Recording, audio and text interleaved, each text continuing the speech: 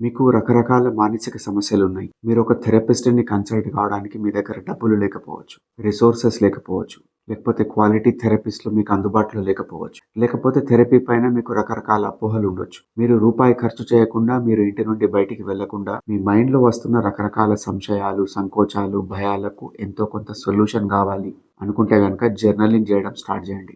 ప్రతిరోజు రిలీజియస్‌గా ఒక పావుగంట పాటు ఒక డైరీ రాయండి. ఆ డైరీ మీరు తిరిగి చదవాల్సిన అవసరం లేదు. ఆ డైరీ లోపల మీకు ఆ రోజు వస్తున్న ఆలోచనలు, మీ లోపల జరుగుతున్న సంఘర్షణలు, మీ ప్లాన్స్, మీ గోల్స్, మీ ఎయిమ్స్, మీ డైలమాస్ ఇవన్నీ రాసుకుంటూ వెళ్ళండి. మనం మన మనసులో జరుగుతున్న సంఘర్షణలను ఒక ఫిజికల్ రూపం ఇస్తున్నాం ఒక డైరీలో రాయడం ద్వారా. జర్నలింగ్ అనేది చాలా బ్యూటిఫుల్ ప్రాక్టీస్. దీని ఎఫికసీ మీకు తెలియాలంటే మీరు తప్పకుండా దీన్ని ప్రాక్టీస్ చేయాల్సిందే.